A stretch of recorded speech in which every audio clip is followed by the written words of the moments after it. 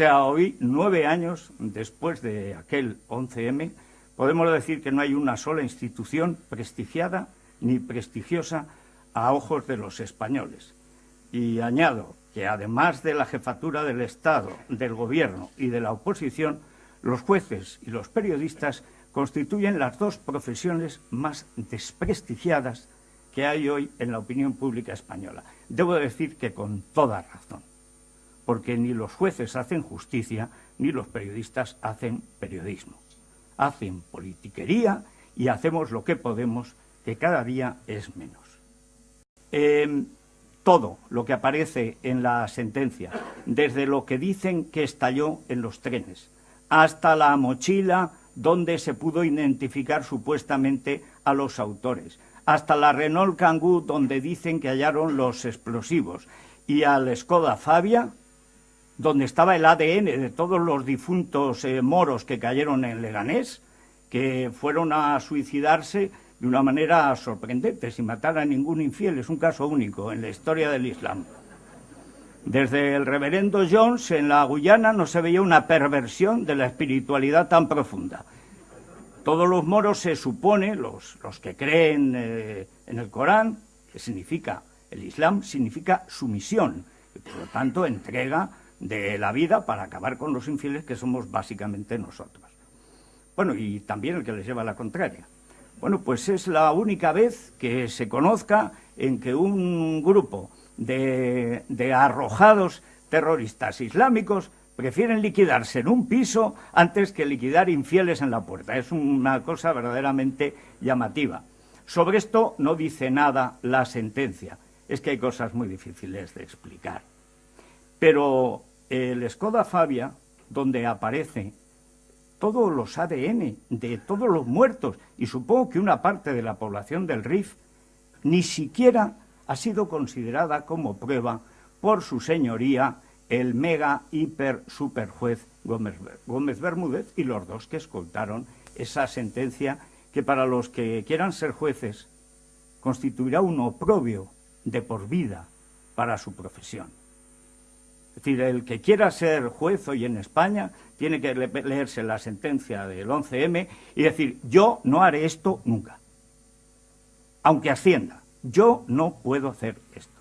Por pulcritud intelectual, por decencia moral y por el compromiso mínimo que tiene que tener el que hace cumplir las leyes con las leyes y con los ciudadanos, que a través de sus representantes las escriben. Todo el 11M fue un inmenso embeleco, una inmensa farsa en la que lo único indiscutible fueron los muertos. Todo lo demás fue algo peor que una tomadura de pelo. Tal día como hoy morían a las 7:39 de la mañana casi 200 personas, luego murieron otras, en fin, el número es impreciso, y más de 2.000 resultaron heridas, algunas discapacitadas ya de por vida.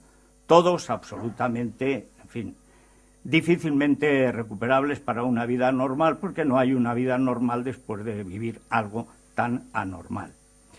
Pero tal día como hoy, a esta hora, a esta misma hora, se puso en marcha algo todavía más terrorífico, más grave para la vida española que la masacre de la mañana. Se puso en marcha la máquina de manipulación de opinión pública más perfecta que ha habido nunca en Europa occidental. Quien dice que España es el país de Mortadelo y Filemón y de Pepe Gotera y Otilio, tal vez se refiere a Método 3, pero desde luego no a los que orquestaron ni la masacre, cuyos autores desconocemos y cuyos rastros han borrado cuidadosamente los gobiernos del PSOE y ahora mantienen borrando.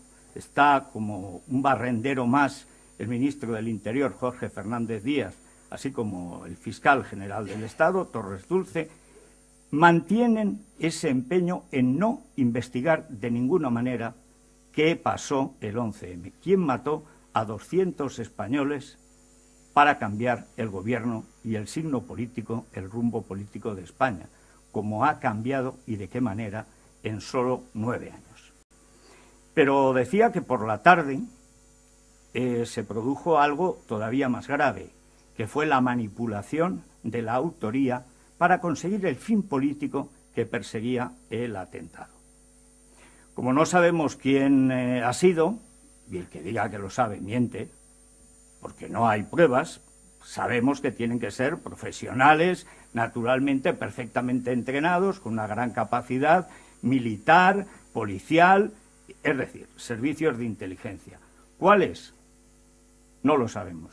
¿Españoles? Por supuesto, españoles tuvieron que ser, porque si no, no nos podían vender la mercancía política puramente española que desde la tarde de tal día como hoy, a esta misma hora, se empezó a vender en las emisoras de radio. Y cuando digo emisoras de radio, ustedes dirán, claro, la SER.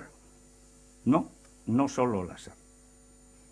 Y esta es una de las cosas que demuestra hasta qué punto sabemos poco del 11M, que es la base de esta legislatura de Zapatero, que empezó antes del 11M, empezó en Perpiñán y terminó a la vuelta de México de Mariano Rajoy en 2008, con la liquidación del PP de Aznar que conocimos. Y se convirtió pues, en eso que yo en broma llamé el PPOE, que me parece excesivo, para tan poca cosa, para tantas siglas, quizás es exagerado. A pesar de que es evidente, viendo simplemente la sentencia, viendo los sumarios y viendo las declaraciones, que es todo mentira y que la actuación de jueces y fiscales ha sido la peor superchería, la peor cadena de mentiras y de engaños, a veces deliberados y a veces no, porque los llevaban, pero como a Pulgarcito las miguitas, o como a las gallinas el trigo, cuando dice pitas, pitas, pitas, y allá que se iban fiscalitas y juececitos. O sea, nadie, casi nadie, hay a lo mejor una docena de libros, no llegará, sobre el 11M, la mayor tragedia de la historia de España. Ha cambiado por completo el rumbo de nuestra historia y nadie la investiga.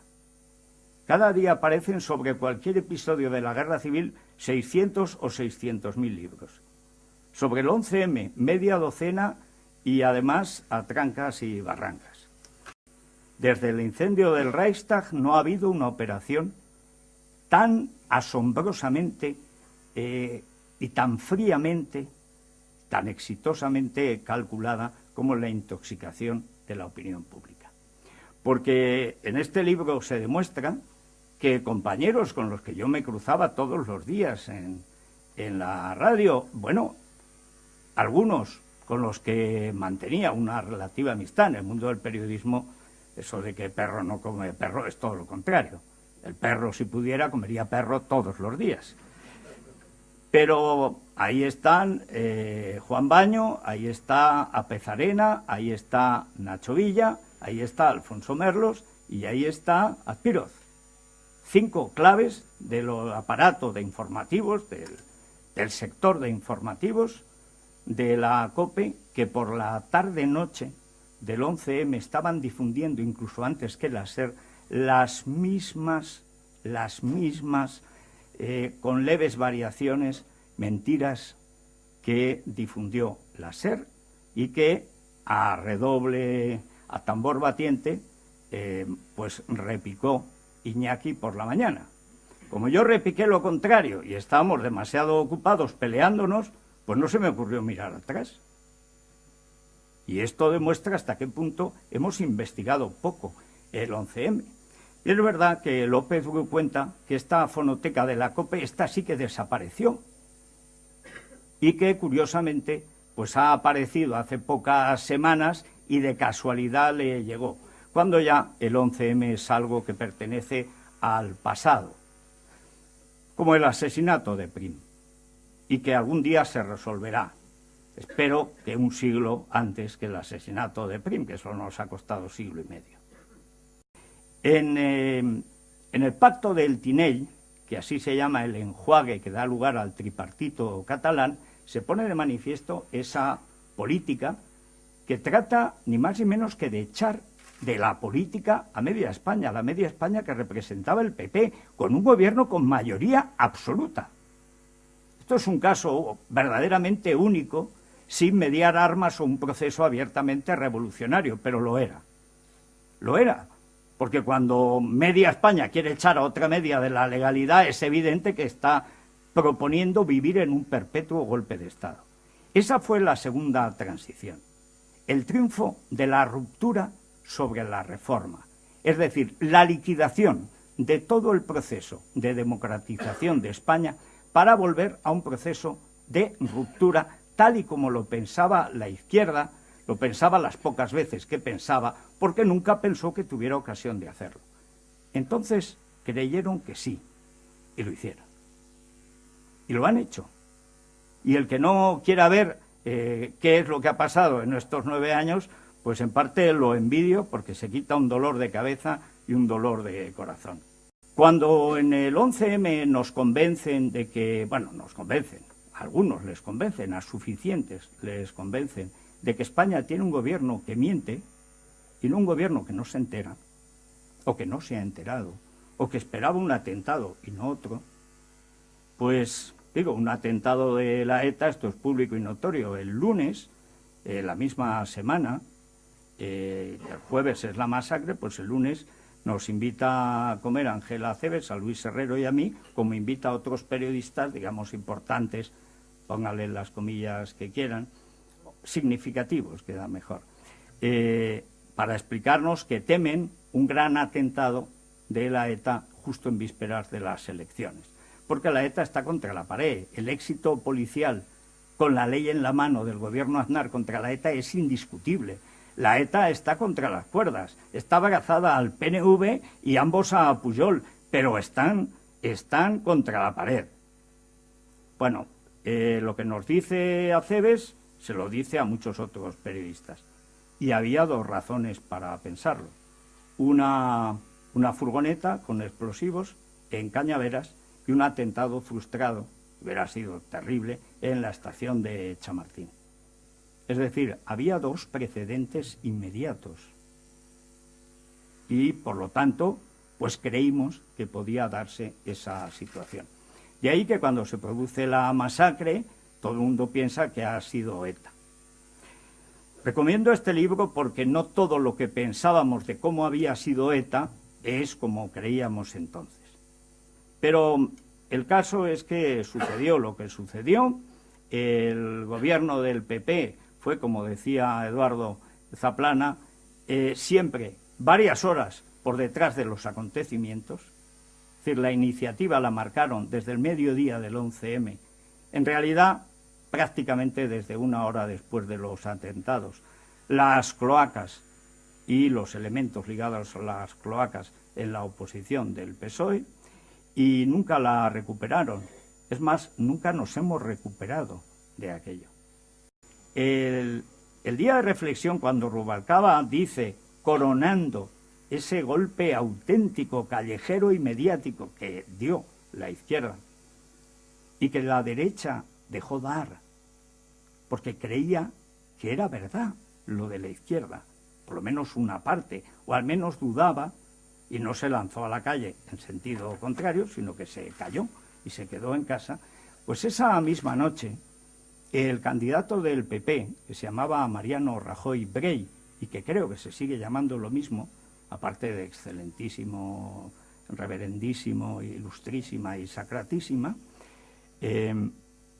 hace una llamada, cercado, en la sede de Génova 13, cercado el representante del partido del gobierno, que podía haber movido desde la policía, la Guardia Civil, hasta la corazada Brunete, para sacar al soldado Mariano de aquel tugurio. Y dice, soy Mariano Rajoy, dice una voz entrecortada, estoy aquí, estaba en los sótanos de Génova 13, y esto es intolerable, esto no puede ser, se conculcan los principios democráticos, etcétera. Como ya digo que el candidato iba por un lado, Aznar iba por otro, el gobierno hacía lo que podía y todos iban del ronzal de las cloacas sabias, bueno, pues aquello acabó como acabó. ¿Pero qué sucedió después? Bueno, pues que todo era mentira, todo lo del 11M era mentira, y ha hecho falta corromper a la Fiscalía, a los jueces, a los medios de comunicación, a los partidos políticos y a prácticamente todas las instituciones para que acepten que ese crimen no se pueda investigar. Primero, no se deba, y luego además no se pueda, para lo cual el paso del tiempo es una herramienta casi infalible.